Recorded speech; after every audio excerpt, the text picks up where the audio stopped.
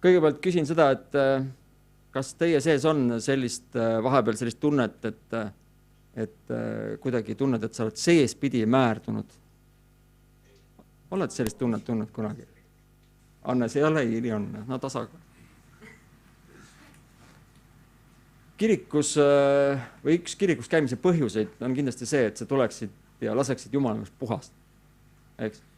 Kui ma mõtlen selle teema peale, siis mul tuleb meelde üks selline müstiline, üldse mittegi piibliga seotud olev või kuidagi kooskõlas olev film Roheline miil. Keegi on näinud seda filmi?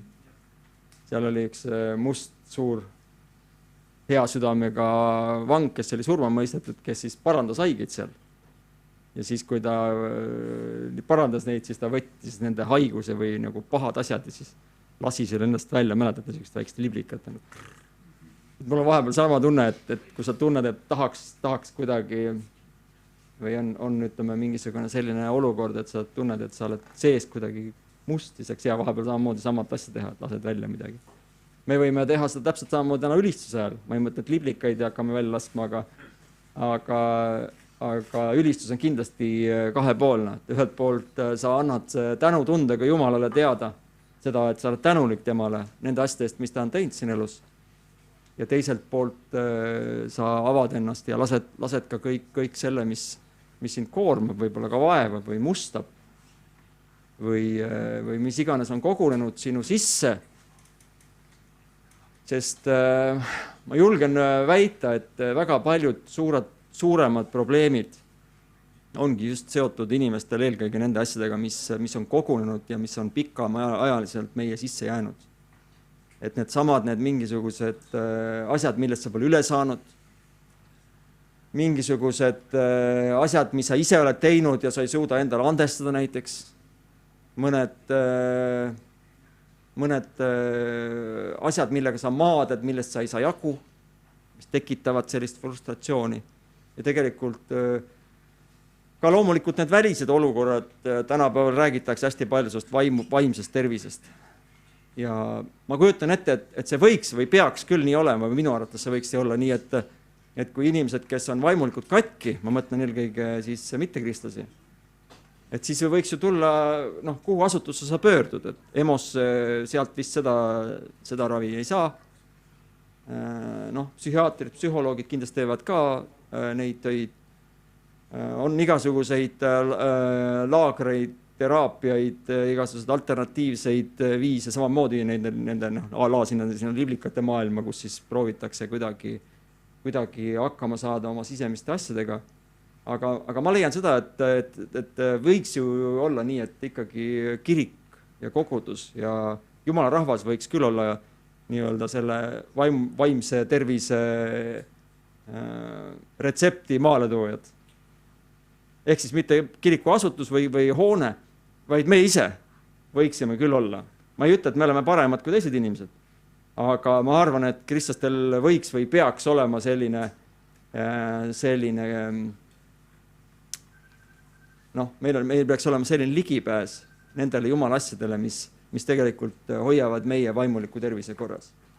Nii et ma küsin sinu käest kohe siin alguses, kui sa tulid kirikasse, siis arvesta sellega, et siin selles paigas me lihtsalt ei kogune, me lihtsalt ei laula, me ei loe lihtsalt piiblit, vaid kindlasti ootame, et ka Jumal meid vaimulikult tervendaks, et ta tegeleks ka meie nende sisemiste asjadega. Oled nõus? Ja fakt on see, et nii terved kui me oleme, nii palju me saame teisi aidata. Juhtumeid on loomulikult ka mitmeid erisuguseid, aga on ka vastupidiseid näiteid, kus kiriku inimesed on osalt vaatatel katkisemad kui maailma inimesed. Ja see ei ole muidugi asi, kuidas see olema peaks. Nii et võta seda kõike, mis me täna siin teeme, et see ei ole lihtsalt ainult väline kogunemine, vaid me tegelikult otsime Jumalat just selleks, et temaga kokkupuudet leida, et meie sisemised asjad saaksid korda eelkõige.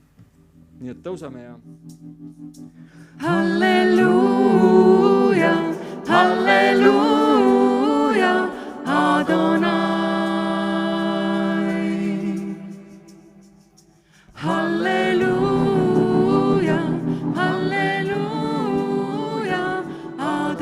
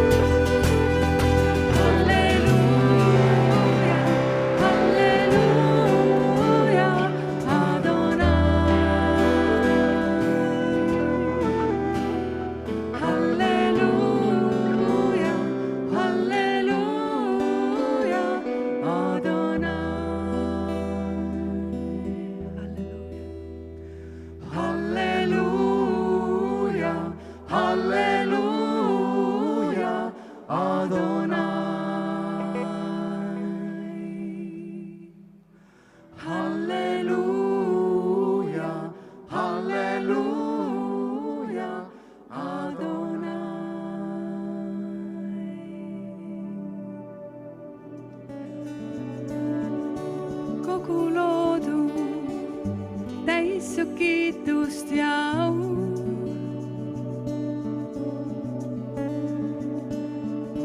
Meie Issand, imeline looja.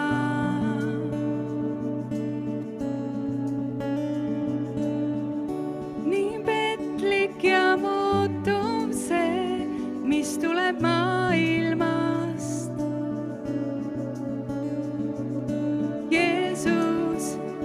Ainult sinus me pääste on.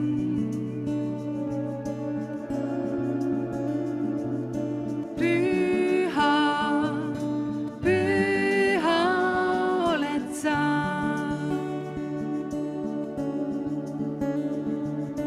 Püha, püha oled sa.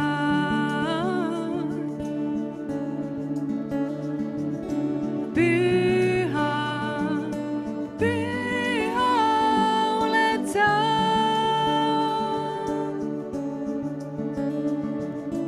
Püha, püha oled sa.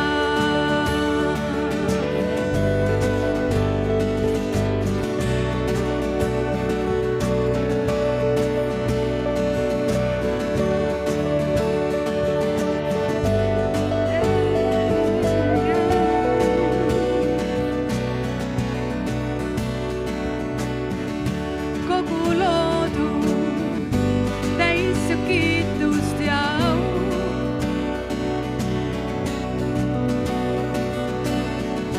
Meie Issand, imeline looja.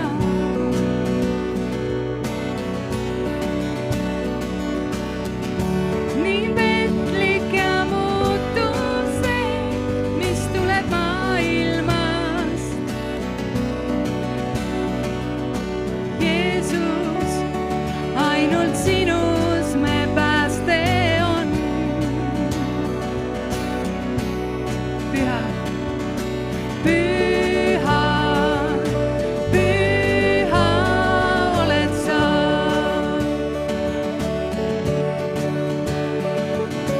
Püha, püha oled sa.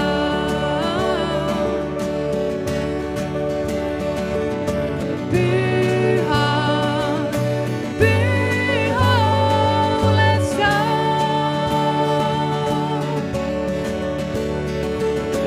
Püha, püha oled sa.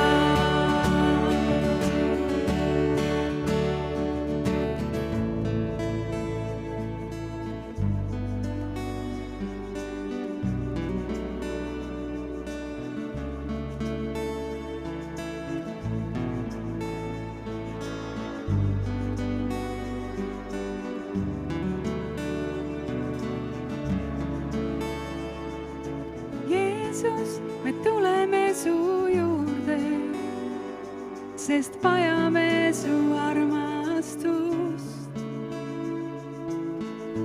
Kogu maailmas ei leidu sulle sarnast. Jeesus, me tuleme su juurde, sest vajame su armastust.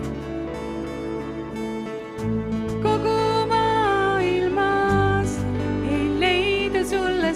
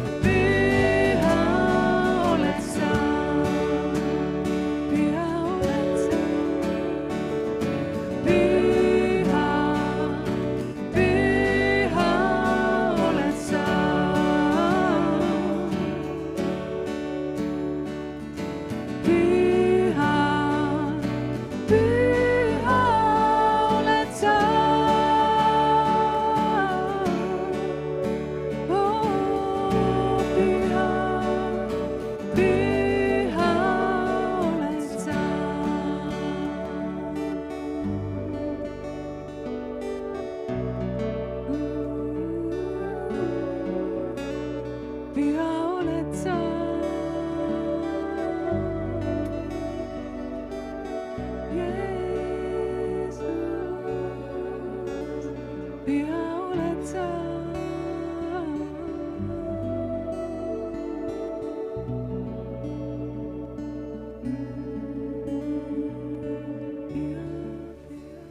Aga mul on siis hea meel teile natuke jagada Jumala sõna. Ma peaaegu et tunnen kompleksi siin ees seda Jumala sõna jagades, mitte et mulle seda ei meeldiks teha, mulle väga meeldib seda teha. Ma olen sündinud esineja, esinen nii kui suren ilmselt. Aga mul on probleem sellega, et praegusel hetkel on ka paarisuhte koolitus mul käimas, siis paarisuhte koolitus, mis on kirikute nõukogu poolt toetatud. Ja mul on väike probleem sellepärast, et kunagi Jaanek ütles, et Hannes räägib ühest asjast ainult. Nüüd mul on nagu juba raske ise ette tulla rääkima, sest te võite ära arvata, mis asjast ma räägin. Aga Jaanek, ma mõtlesin selles kontekstis, et me peaksime sinuga minema kahekesi teraapiasse, sina ja mina, et need asjad omavahel sirgeks rääkida. Et ei tekiks pinget. Pealegi ma kujutasin ette seda, kui sa räägid, et kui... No me ei ole nagu otseselt paar, Jaanek. Ainult kui me suusataksime või kossu mängiksime. Aga jaa. Siis ma mõtlesin, et ma ei kujuta ette, kuidas oleks lugu sellest, kui meie koguduses inimeste seest tuleks mingid liblikad välja. See oleks ka väga kahtlane. Siin oleks kas hästi palju inimesi või see usuasjade talitus paneks kinni meie koguduse. Aga mul on üks küsimus teile. Mis on kristlase selline käitumine, mis eristab kristlast inimesest, kes ei ole kristlane?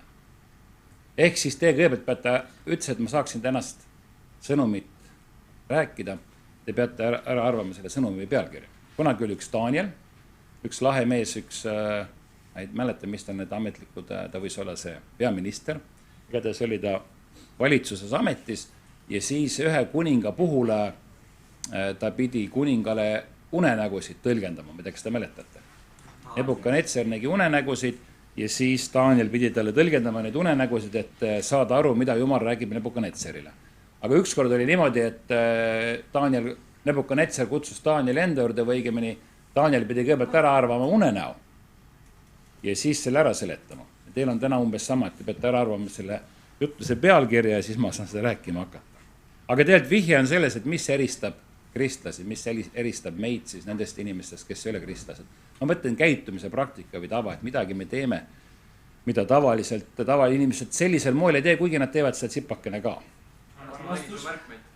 Märkmeid. Ma nägin su märkmeid. Sa nägid mu märkmeid, ma mõtlesin seda asja üle, et kristlased teevad märkmeid. Selju pole me ühtegi kristlast siin saalis. Alastus. Armastus. Ja, nad armastavad, aga need inimesed, kes ei ole kristlased, nemad ka armastavad oma abikaasat, oma lapsi. Palve, yes. Kas sa nägid ka mu märkmeid? Naine ei näinud. Kristusel on vaga nägu peas. Kristusel on vaga nägu peas. Ma ei teagi, milline ta nägu on, ma pole näinud ta nägu kunagi. Me kujutame ette, et milline... kristlastel või? Jah, võib-olla ka, nii kaugele. Ma ei ole ise nii vaga, et ma ei suuda sinna välja meile mõelda. Me ropendame. Väga hea, kuule, aitab küll, ma sain juba ühe selle õige pakkumise kätte, aga tõesti, üks asi, mis meid eristab, siis on see, et me paletame. On see, et õigemini kristlasele on antud üks salarelv, mis on palve ja sellest ma tsipakene tahaks rääkida. Täna.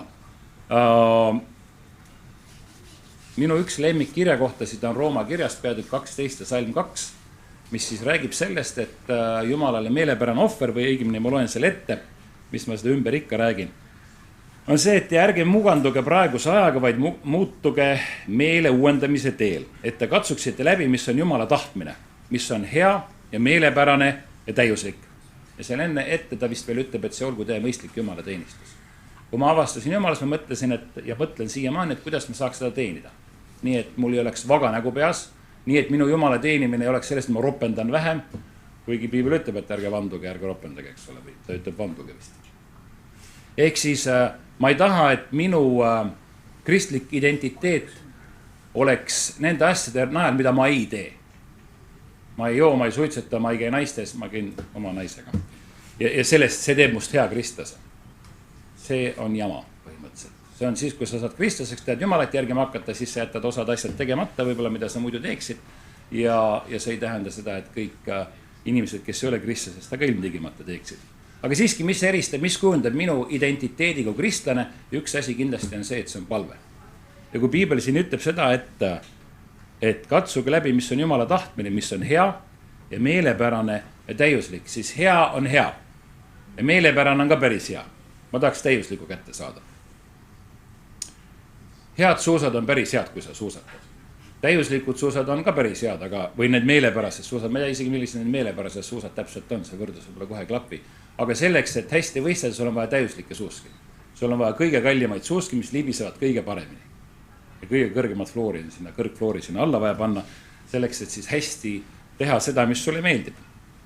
Aga see võib-olla siin ei olegi niivõrd meeldimine, vaid see pigem, et mis see täiuslik on siis. Ma tahan seda kätte saada. Kunagi meil oli Zaporozhets. Kas keegi mäletab, mis asi on Zaporozhets? Tänavad olid täis. Tänavad olid täis. Mis nad jäid seisma? Jah. Nad siiamaani seisavad. Jah. Aga meil oli Zaporozhets. Meil oli tegelikult selline tohutu langemine. Me alustasime Volgaga, kui ma oli väike poiss. Siis tuli Žiguli Lux. Siis tuli Žiguli 01. Siis tuli Zaporozhets, mille ma puruks sõitsin kraavi. Siis oli mul Pannonia, see põles ära.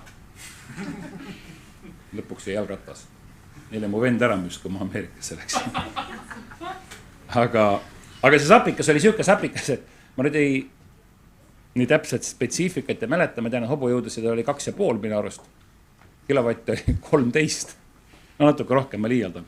Aga ta oli mingi piira pea, see oli tehasest tulnud, see oli invaliidi sapikas veel kõige lisaks, sest tavalisi ei saanud josta kuidagi. Ja kuna oli uus mootor, siis oli mingi piira peale, sa ei saanud sealt täisvõimsust kätte. See küll liikus, aga ta oli väga igav minu jaoks. Ja siis tal pidi mingi piira peal olema, ma isegi ei tea, mis see täpselt võiks tähendada, aga ühe sõnaga seal siis targemad mehed väitsid, et midagi seal tuleb timmida karburaatoris, mis iganes, või mingi piira maha võtta ja siis sa saad selle täisvõimsuse kätte. Ja vahel me saame siit paralleeli tuua Kristuse ellu ja oma ellu. Vahel on siuke tunne, mingi piira on peal. Ma tahaks täislaksu kätte saada. Kui sa paned täiesti vale suusamäärde alla, kui on näiteks sula ilm ja sa oled lahke määrdega, siis sa lihtsalt jääd kinni. Piira on peal ja teine mees võib-olla kõrval libiseb sinust mööda nagu luts. Ei, kala. See, kes on libe. Ehk siis ma tahan täiega kätte saada, mis Jumala plaan on. Teine toore kirja koht on Johannes evangeelium 10:10, mis räägib sellest, et varased üle muu pärast, kui varastama ja tapma ja hukkama.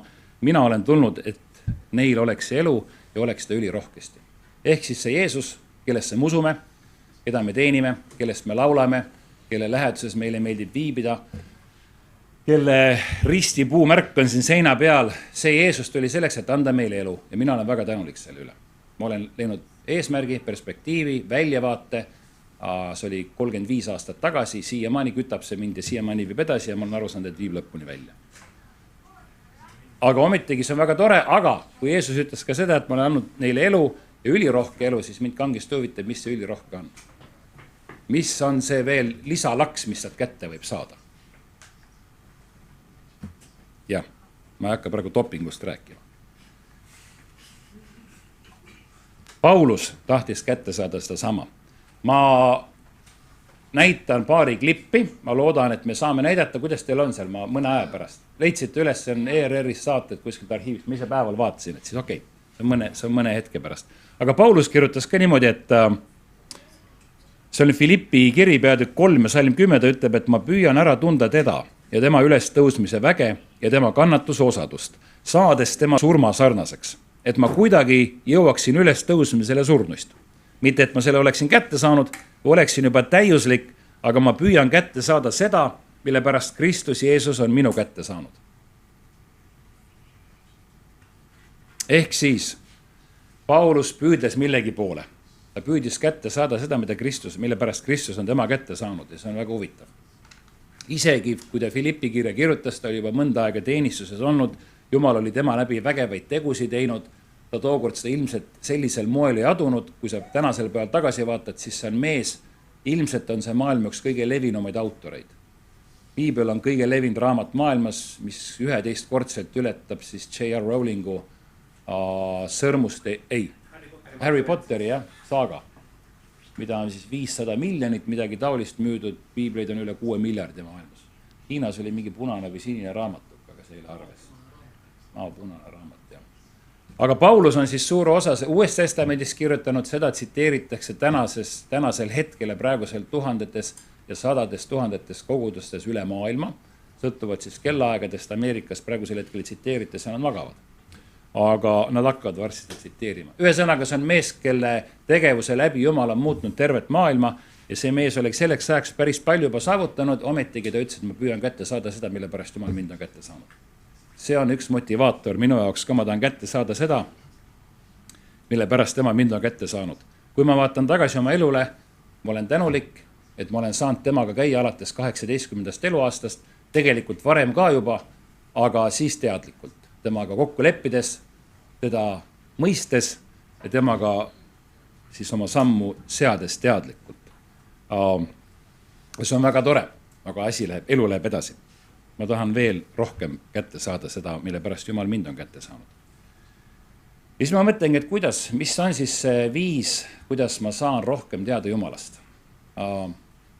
Ufodest rääkisin, ma ei tea, kas keegi mäletab. Sina mäletad? Paar inimest mäletavad. Jah, see oli nüüd kontroll. Kes teab seda? Ja ma olin skeptiline ufode suhtes. Inimeste suhtes, kes näevad ufosid ja ma läksin ühte lugu tegema ühe ametniku juurde, kes oli meie riigi ametnik lausa kuskil. Ma ei mäleta, mis Statistikaametis või kus iganes ametis. Kuskil mujal oli, aga ühesõnaga lugupeetud ametis. Ja mina läksin niisuguse eelarvamusega, et mingi mees teeb ufo mudeleid. Ja siis, kui ma taga suhtlesin, siis ma sain aru ja pärast natuke veel uurides ka, et ja nüüd on Ameerika valitsus avalikult öelnud, et on olemas mingid lendavad objektid, mida me ei oska seletada. Inimesed ei tea, mis asjad need on, aga üle 3500 dokumenteeritud nähu või juhu on olnud, kus siis piloodid, keda me tavaliselt peame lugupeetud inimesteks, kes ei ole pilves. No nad on pilves, on ju. Aga nad iga mõne tagant on pilves põhimõtteliselt. Aga selles mõttes, et nad on inimesed, kes on väga kõvasti õppinud, kes on väga palju rahahariduse eest maksnud, keda me väga usaldame. Me usaldame oma elud nende kätte, kui me ronime sinna lennuki peale, mida nemad juhivad. Ehk nad on lugupeetud inimesed, me arvame, et nad on imelikud, nad on mingid uhuulased või midagi taolist, eks ole. Ja need inimesed siis nii sõjaväe kui tsiviilpiloodid on näinud kõvasti igasuguseid objekte, millel ei ole seletust, millele meie inimestena ei oska seletada.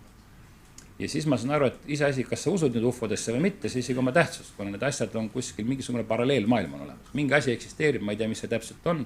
Ja ma ei soovita ka liigselt teooriad hakata arendama, kui Jumal tahab, et me teame küll, ta tarkuse meil annab ka teadmise sellest. Aga point on selles, et kuskil on paralleelmaailm, meie kristlaste jaoks ka meil on paralleelmaailm. Õigemini see on, et kus me oleme paralleelmaailm, vaimumaailm on ehtne maailm, aga meil on sellest raske aru saada, minul samamoodi. Kuidas ma saan siis osa sellest maailmast, mis Jumal on valmis pannud? Kuidas ma saan kätte seda, mille pärast Jumal mind on kätte saanud? Mis tema minu jaoks on siia ilma pannud ja mille jaoks tema mind on loonud? Ma olen sellega aru saanud, et kui sa oled õigel ajal õiges kohas, siis sa oled nagu kala vees. Siis on sul mõnus olla. Siis sa ei ole nagu see pusletükk, mis ei sobi. Ma ei tea, kas keegi on puslet pannud kokku.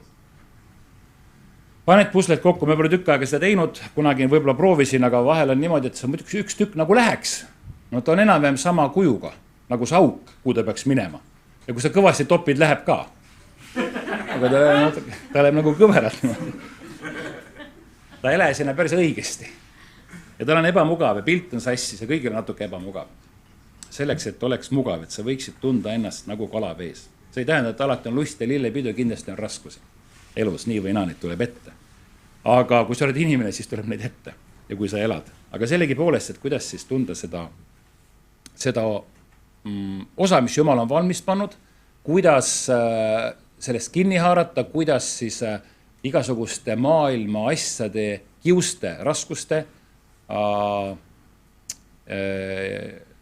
igasuguste muude asjade kiuste minna koos Jumalaga edasi. Ma imetlen alati inimesi, kes teevad asju teistmoodi. Ma imetlen ja tunnen kadedust, sest neis on mingisugune asi, mis neid sees edasi ajab, nad mõtlevad, tulevad veidrate ideedega lagedale. Nii nagu Albert Einstein ütles kunagi, et kõik teavad, et see on võimatu. Kuni tuleb mõni loll, kes ei tea, et see on võimatu, teeb selle ära. Ma imestan inimesi, kes leiutavad asju, ma mõtlen, miks mina neid ei oska leiutada.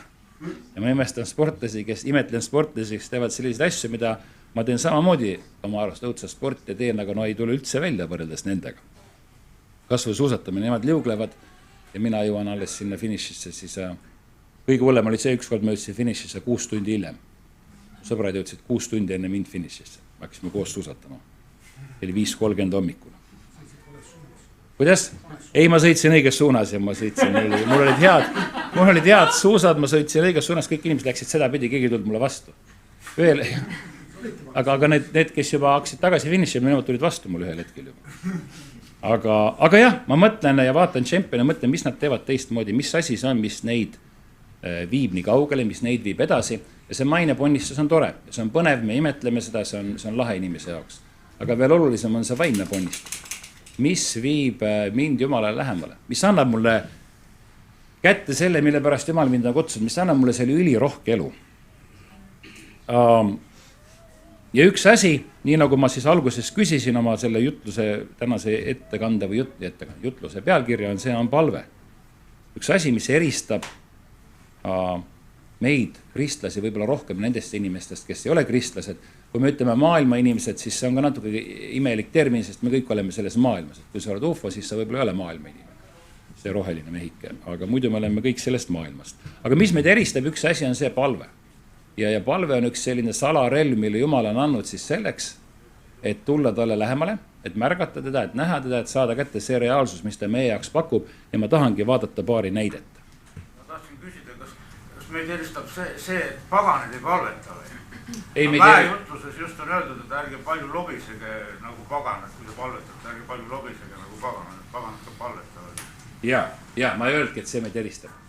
Vaid see on üks asi, mida me teeme rohkem, nii nagu ma ennist ütlesin, mida inimesed, kes ei ole kristlased, teevad ka. Sest et näiteks, kui on väga keeruline ja raske või olukord, kus sa näed, et sa enam mujalt abi ei saa, nii nagu Heigo suust, ma kuulsin seda kunagi esimest korda, aga seda ikka öeldakse, et kaevikus ei ole ateiste.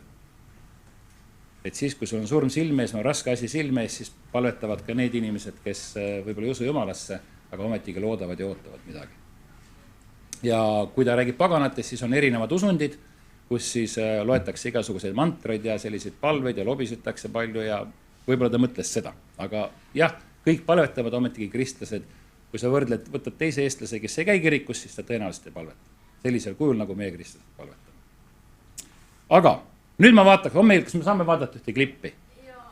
Nii tore, esimene oleks Via Dolorosa, mis on teil see olemas, leiate.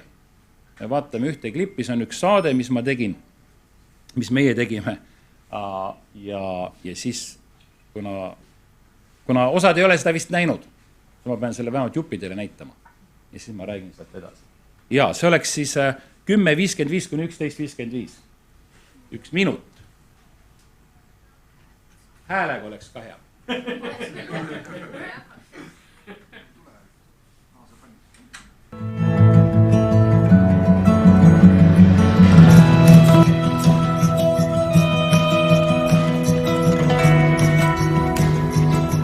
Siin Getsemani aias on tähistatud kalju, mille ääres Jeesus palvetas. Ja huvitav on see, et selle kalju teine ots on kirikus sees. Jeesus palus, et see ränk karikas, see rist ja surm läheks kuidagi temast mööda, et Jumal korraldaks asjad teisiti, ometigi, et ei sünniks tema, vaid sünniks Jumala tahtmine. Juudas oli sellest teadlik, et Jeesus siin palvetas, ta tuli koos templi turvameeskonnaga ja lasi Jeesus arreteerida. Ja siit edasi Jeesuse teekond läks juba templimäe põhjapoolsesse osasse, kus oli ülempreestri koda ja seal Jeesus veetis terve öö.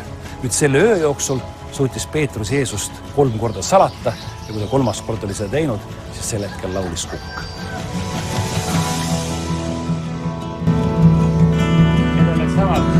Peaks tulema need samad oliivipuud, kui Jeesus seal käis ja need samad oliivipuud on siiamaani alles, need on 2500 aastat umbes vanad. See kukk, mis see taustal ka kuulsite, see oli heliefekt. Seal ei olnud kukke. Igaks üks ütlen ära. Via Dolorosa, see saade. Me oleme saanud Eesti Televisiooni teha 4 saadet, mis räägib riiklikest pühadest, millel on kristlik alge. See on siis Via Dolorosa. Jaanipäev. 4 püha. Midagi oli veel. Jõulutunnel, ma ei tea, midagi oli veel. Üks saade oli veel. Aga see on see hetk, kus Jeesus palvetas. See on see kivi, nad usud, ma ei tea, kas see on täpselt see, arvatakse, et see niimoodi on, lõppude lõpuks pole väga suurt tähtsust, Jumal hea meelega ei jäta üles kive ja puid või jäta alles nii-öelda, et me täpselt ei teaks, muidu me inimestena hakkame kummardama seda, selle asemel, et Jeesust kummardada või Jumalat ülistame, tihti siis inimestena tahame kivi kummardada. Või puud. Võib-olla see on, võib-olla mitte, igatahes, aga point on siis selles, mis ma nüüd teile ette loen, mis on Luuka evangeelium peatükk 22, salmid 39 kuni 43. Ja Jeesus läks välja ning tuli harjumuspäraselt Õlimäele ja jüngrid järgnesid talle. Ja kui ta sinna paika jõudis, siis ta ütles neile, palvetage, et ei satuks kiusatusse. Ta ise läks neist eemale, kiviviske kaugusele, langes põlvili maha ja palvetas. Isa, kui sa tahad, võta see karikas minult ära, ometi ärgu sündigu minu tahtmine, vaid sinu oma. Siis ilmus talle ingel taevast teda kinnitama ja raskesti heideldes palvetas ta veel pingsamalt ja ta higi muutus nagu maha tilkuvateks verepiiskadeks. Ja palvetamast tõustes tuli Jeesus oma jüngrite juurde ja leidis nad magamas kurbuse pärast. Ja ta ütles neile, miks te magate? Tõuske üles ja palvetage, et ei satuks kiusatusse. See on nüüd üks ilmselt kõige hullem, ahastama panev, kõige võimsam palveheitlus maailmas, kus siis Jeesus tõenäoliselt teadis, mis teda ees ootab, sündides Jumala vaim näitas talle, mitmeid märke oli, ta teadis, mis teda ees ootab, ta teadis, et nüüd ootab ta ees risti surm ja nüüd ta palvetas. See oli siis Jumala tahtmine. Jumal on väga lahe. Mis mulle väga meeldib tema puhul on see, et ta ei vääna su käsi. Ta ei sunni sind mitte midagi tegema. Ta annab sulle elu, see on kingitus, see, et sa siin ilmas hingad ja see, et sa saad nautida ja ringi vaadata ja näha oma sõpru siin ja pärast saame süüa, kohvi juua ja sulevit kallistada näiteks. See on, iga päev on Jumala arm ja ta ei sunni sind ennast järgima. Ta paneb sinu ette elu ja surma, ütleb, et täna ma panen need sinu ette, aga vali elu, sest elu on parem. Aga ta ikkagi otsustada jätab sinul. Ja samamoodi ma usun, et Jeesusel oli võimalus otsustada. Mis ta teeb? Kas ta võtab vastu selle karika, nii nagu ta palvetas? Et isa, kui sa tahad, võta see karikas minult ära, kui sina tahad. Aga ometigi sündigu sinu, mitte minu tahtmine. Ja selles heitluses siis ta palvetas seal Õlimäel selles samas kohas. Nende puude juures ta tõenäoliselt palvetas, kas täpselt selle sama kivi peal me ei tea, aga seda nad üsna usuvad, et need samad puud, mis te seal kaadris nägite, et need samad puud olidki need puud. Ja siis ta heites raskesti ja siis ta hakkas verd higistama ja seegi nähtus on teaduslikult olemas, kus siis stressitase läheb niivõrd kõrgele, et sinu pooridest saab tulla välja või tulla vered tilkasid välja. Ta läks tagasi oma jüngrite juurde ja need magasid. Ma ei tea, miks nad magasid. Võib-olla oli õhtu, Piibel ütleb, nad magasid stressi pärast. Inimlikult väga välja vabandatav. Nad olid väsinud, nad olid stressis, nad jäid magama. Ja Jeesus ütles neile, et miks te magate, tõuske üles, palvetage, et ei satuks kiusatusse. Ma olen tähele pannud oma elus, et ma tean, mis on Jumala tahtmine. Mitte alati, vahel sa uurid ja puurid ja mõtled, aga suures piires ma ikkagi tean. See ei ole üldse keeruline, see on väga lihtne sellest aru saada. Nii nagu minu lapsed teavad, mis on siis meie, nende vanemate tahtmine. Ometigi ma tean, mis on Jumala tahtmine, aga ma olen leidnud enda elus need kohad, et vahel mul on kiusatus mitte seda teha, mul on kiusatus minna kergema vastupannu teed, anda järele. Eile, kui ma seda jutlusse ette valmistasin, ma teadsin väga hästi, et ma ei peaks kell 1 sööma võileibu. Ma võtsin ette, ma tulin õhtul sellest paarisuhte koolitusest, sõin seal viimase salati ja siis kodus veel natuke pähkled ja mõtlesin, rohkem ma ei söö. Sest bikiini vormi tuleb ennast teada Tartu maratoniks on ju. Martša Longaks tuleb maraton, ma pean bikiini vormis olema. Ja ometigi sellest, et ma teadsin väga hästi, et ma ei peaks sööma neid võileibu. Ma ei heidenud väga tugevalt nende võileibude vastu, vaid nii kui ma köögist mööda läksin, ma kuulsin, kuidas juust hüüdis külmutuskapist. Hannes, ma olen siin.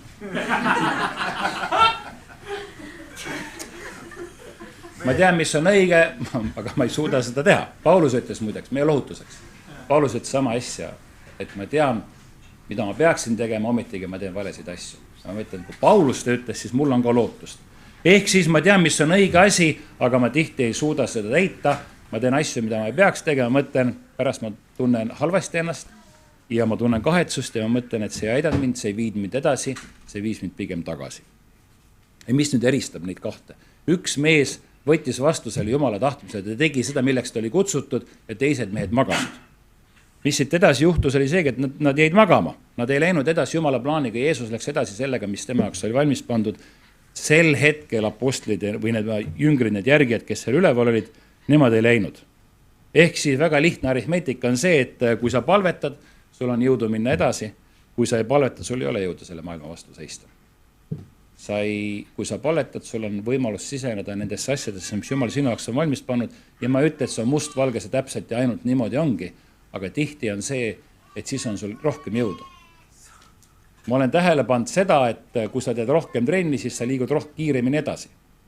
Mul on triatlonis unistus teatud maani välja jõuda, aga ma ei ole kindel, ma vist ei saa seda unistust täita, sest ma olen aru saanud, et pärast seda, kui sa oled 24 tundi, kui sa teed 24 ja rohkem tundi nädalas trenni, siis triatlonistide seas on see nali, et siis sa ei ole abielus enam. Et sinnamaani sa veel oled abielus. Aga pärast siis lihtsalt on naine või triatlon emb-kumb. See on raske valik. Teedi Tüür on ütelnud, tal on aforismide raamat, on ütelnud, et palvetamine teeb põhiliselt 2 tähtsat asja. See toob Jumala lähemale ja peletab saatana kaugele. Jakobuse kirjas ütleb Jakobus. Tema kirjutaski Jakobuse kirja. Te teadsite seda tema. Ta ütleb, et oli vist Jakobuse kirja, et seiske vastu kuradile. Alistuge Jumalale, seistage vastu kuradile, siis ta põgeneb teie juurest.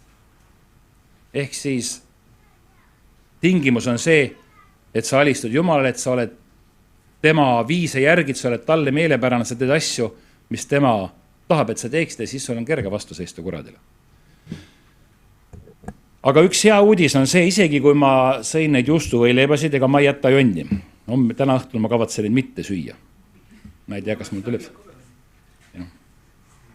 Ma just nägin seda, ma ei tea, kas ma pean seda tuletama meelde oma ringvaate toimetajatele. Ma nägin sellist asja netis, et on võimalus osta omale külmutuskappi kast, mis läheb puur. Sa paned selle külmutuskappi, asjad sinna sisse, ma veel täpselt ei vaadanud, saad selle lukku panna. Ja kui sa kuuled neid külmutuskappi hääli ja lähed sinna, teed külmutuskappi lahti, see puur on lukus, see ei tule enne lahti kui hommikul alles, ta on kell ajal lukku. Et paned oma juustu ja vorsti sinna sisse ja brokli võid välja, et seda nagunii keegi ei söö. Aga ja sa ei saa seda kätte. Ma pean sõua. Kui see olemas on, siis ma olen kindlasti ringvates loo sellest. Nii. Jah, ongi niimoodi. Tavaliselt ma paastungi ühe söögi korrast, teise söögi korrani. Jah, aga hea uudis on hoolimata sellest, et mina kukun läbi ja me kõik tegelikult kukume läbi. Mõni on võib-olla rohkem distsiplineeritud ja mõni vähem. Aga sellegi poolest ja uudis on see, et Jumal usub minusse ja Jumal usub sinusse. Sa ise ei pruugi alati iseennasesse uskuda, aga Jumal usub sinusse. See on väga kihvt. Me mõtleme seda, et me usume Jumalasse ja tegelikult Jumal usub sinusse ka. Peetrus ise ei uskunud Peetrusesse. Peetrus ütles Luuka evangeeliumis peatükis 5 ja salm 8, aga kui Siimon Peetrus seda nägi, langes ta maha Jeesuse põlvede ette ja ütles, mine minu juurest ära, issand, sest ma olen patune mees. Ehk ta sai aru, et see, kes tema vastas on, see on nii püha ja nii suur ja ta ei ole ise väärt seda, et nii püha inimesega koos olla. Ometigi Jeesus ütles tal juba ette, et toida minu lambukesi. Nüüd vaatame järgmist klippi. Ühe sõnaga, Jeesus tegi seda, mis teha oli vaja ja apostlid nemad või sel hetkel jüngrid ei suutnud teha seda, mida nemad tegema pidid. Üks palvetas, teised magasid. Ja see ei tähenda, et sa magamise ajal pead palvetama, aga on aegu ja hetki, kus võib-olla tuleb palvetada rohkem. Nüüd on järgmine hetk. See on siis 4 pühad, 5-10-70. Väga hea. Oluline usupüha oli ilmselgelt põhjuseks, miks sel ajal viibis Jeruusalemmas tuhandeid palverändurid. Ja see omakorda seletab seda, miks äkitselt ühe hetkega 3000 meest võtsid vastu ristiusu.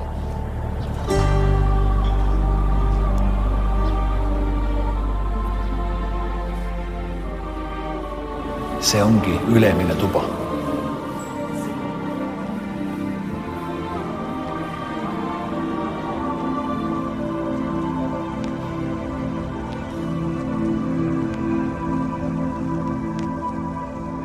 Siin muideks peab vaikselt rääkima, selline on nõue, sest et siin käivad pidevalt erinevad palverändurite grupid.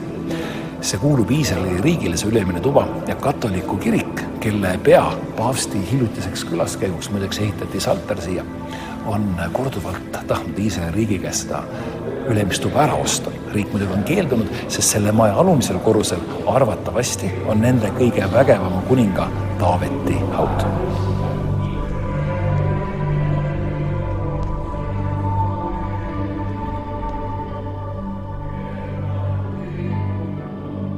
viimane hispaaniakeelne palverändur on läinud, nüüd võib taas rahuliku häälega rääkida.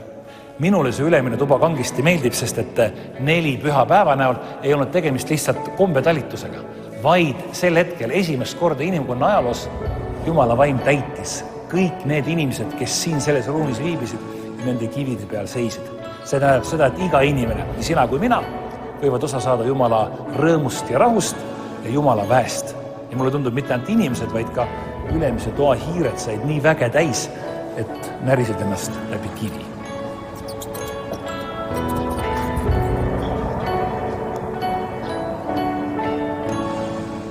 Lisaks ülemise...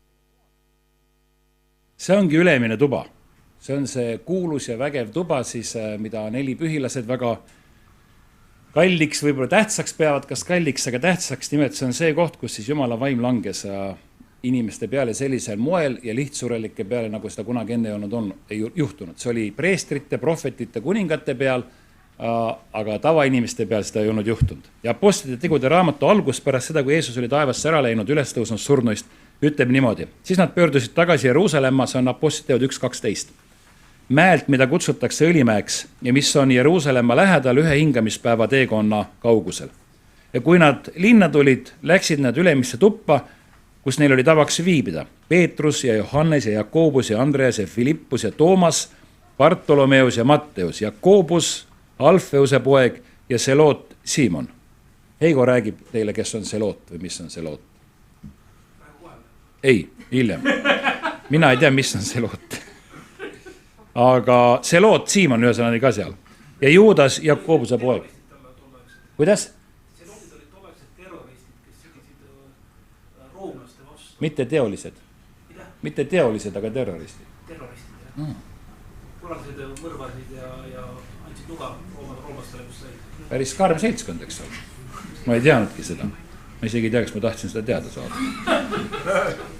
Nemad olid püsivalt ühel meelel palvetamas koos Jeesuse ema Maaria ning naistega ja Jeesuse vendadega. Ehk see põhipunt, see tuumik palvetas. Nad käisid ülemises toas, selles toas ja nad palvetasid seal, seltskond oli koos. Ja siis peatükk 2 ja siit salm 1 ja edasi. Ja apostlite teod 2. Kui 4 pühipäev kätte tuli, olid nad kõik koos ühes paigas ja äkitselt tuli taevast kohin otse, kui tugev tuul oleks puhunud ja täitis kogu koja, kus nad istusid.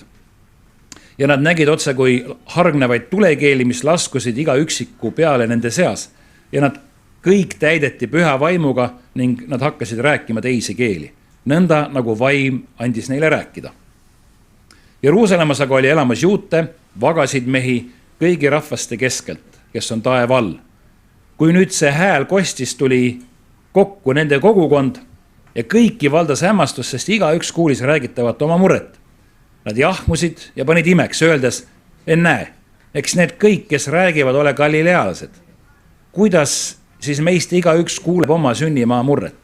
Meie partlased ja meedlased ja elamlased, kes me elame Mesopotaamias, Juuda ja Kappadookia maal.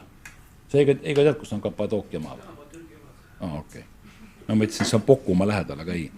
Kappadookia maal, Pontoses ja Aasias, Früügias ja Pamfüülias, Egiptuses ja Liibüa maades, Kürenee pool ja siia elama asunud roomlased, juudid ja nende usku pöördunud kreeklased ja araablased. Kuidas me kõik kuuleme räägitavat meie keeli, meie endi keeles Jumala suuri asju. Nad kõik olid jahmunud ja kahe vahel ning ütlesid üksteisele, mida see küll peaks tähendama. Mis see küll peaks olema. Midagi eriskummalist toimus, Jumal saatis oma tõotuse, valas välja oma vaimu, aga mis sellele eelnes ja see oli Jumala tõotus. Tükk aega juba enne ütles, et ärge siit Jeruusalemmast enne ära minge, kui te saate väe ülevalt. Ehk siis nad teadsid midagi oodata, aga see sündis siis ja sel hetkel, kui nad palvetasid. Nad olid seal koos palvetamas ja äkitselt Jumala vaim langes nende peale. Ja see on ka minu arust väga märgiline, et see sõnum ja see headus, see headuse taju, see armastus, mis Jumal meile on andnud, et me saaksime seda edasi viia. Sellest hetkest asjad hakkasid muutuma. Sellest hetkest hakkasid, Peetrus siis tõusis püsti, see sama mees, kes mõni hetk tagasi või mõned päevad või mõnikümmend päeva tagasi salgas Jeesus ja ütles, et ma ei tunne teda. vandus ja ütles, et ma ei tea, ma ei tunne teda, jätke mind rahule ja nii edasi, mis see Peetrus seal iganes ütles. Selles mehes toimus totaalne muutus. Ühtäkki ta oli 3000 mehe ees ja 3000 meest sel hetkel tulid kirikusse, pluss lapsed, pluss naised, nii et see oligi kristliku kiriku sünnipäev. Ja see 4 püha saade sellest ongi tehtud. Midagi muutus ja midagi muutus sellepärast, et nad palvetasid. Palve muutis maailma ajalugu. Ja üks näide veel ja siis on kõik. Siis pole enam ühtegi näidet. See on veel siis seesama saade, viimane klipp, 26 minut kuni 27.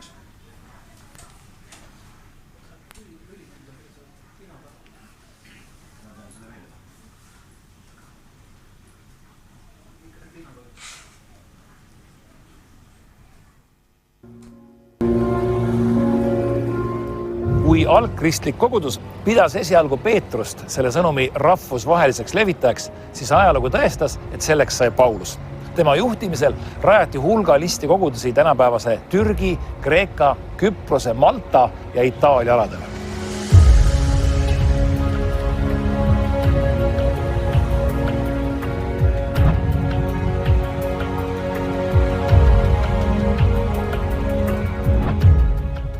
Kogudus, mis sai alguse 4 pühapäeval Jeruusalemmas, jõudis 1000 aastat tagasi ka siia Eestisse ja seeläbi muutus meie rahvas euroopalikumaks.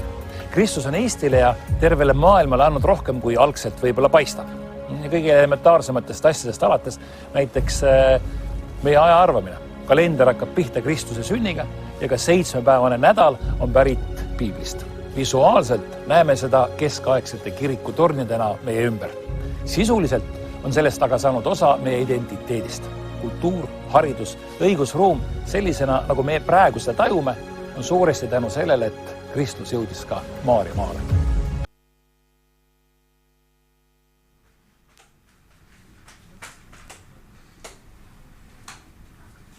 Ehk siis Kristus on siia jõudnud. Tänu Jumalale. Yes. Teate miks? Tänu sellele, et Peetrus seal jutustama hakkas. Tänu sellele, et Peetrus läks Korneliuse kotta, aga üks koht veel, mille ma nüüd viitene, siis tõmbame otsad kokku. Apostlite teod 13 on üks huvitav koht, mis on minu usuelus olnud märgiline, mida üks jumalasulane, keda ma alguses, kelle juures me isegi natuke sellist abitööd tegime, kes alustas siin Eestis Tomata piiblikooli, tema nimi on Mark Brasi. Tomata piiblikool oli siin mingi 7-8 aastat, võib-olla 10 isegi. Sipa vähem vist. Aga tema alati rõhutas seda kirja kohta, et meil olid palvekoosolekud, 4 päeva õhtuti see palvekoosolek oli Apostlite teod 13 palvekoosolek ja Apostlite teod 13 ütleb sellist asja. Aga Antiookias olevas koguduses oli prohveteid ja õpetajaid. Barnabas, Siimon, keda hüüti Nigeriks, Luukas Kürineest, Maanaen, kes oli kasvanud üles koos 4 vürst Herodesega ja Saulus. Kui neid siis issandat teenisid ja ütlesid ja paastusid, ütles püha vaim, eraldage mulle Barnabas ja Saulus tööle, milleks ma olen nad kutsunud. Siis nad paastusid ja palvetasid, panid oma käed nende peale ning saatsid nad teele.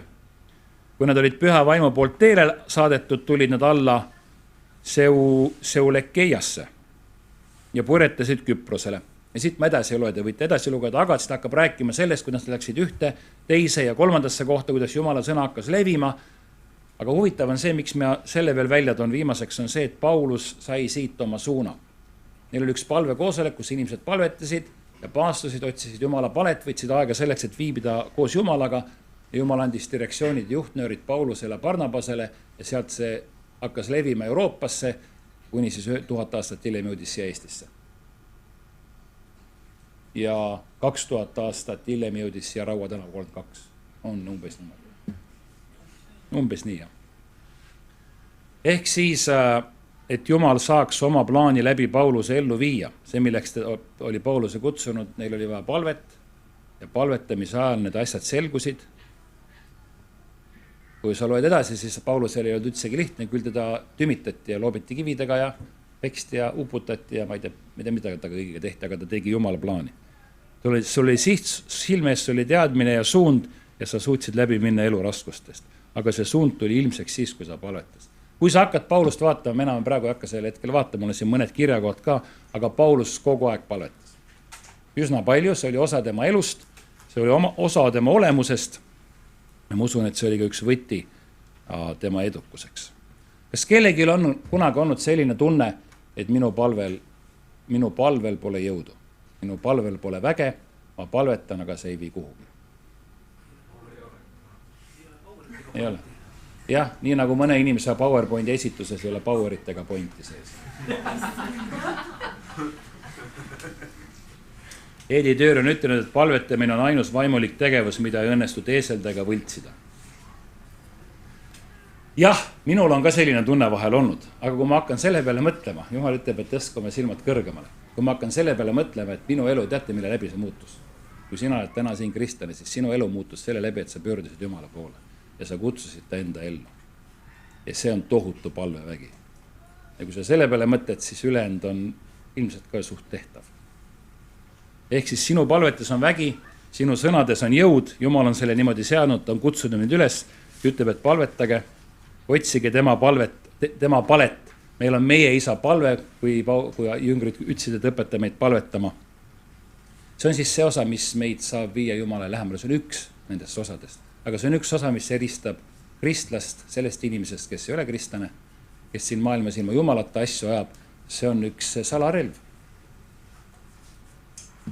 Palvetame. Isa, me täname sind sinu armu eest, sinu headuse eest, sinu sõna eest, sinu seaduse eest, isand. Me täname sellest, et sina oled meid kutsunud, valinud, meile sihi andnud, suuna näidanud, Jumal. Me täname sind selle eest, et sina oled meile palvejõu ja palverelva andnud, isand. Et see on midagi, mis toob meid sinule lähemale, nii nagu Jeesus palvetas, et sinu plaan sünniks tema elus. Ja nii nagu hiljem siis ka Peetrus, kes alguses läbi kukkus ja jüngrid, aga hiljem nad palvetasid läbi nende sina muutsid maailma, kuni tänasel päeval me saame siin Tallinnas kristlikus koguduses olla, isand. Isa, me palume, et sa näitaks ka meile oma tahet, oma plaani, Jumal, anna meile jõudu palvetada, anna meile jõudu kiusatusele vastu seista, sinu sõna peal olla, isand.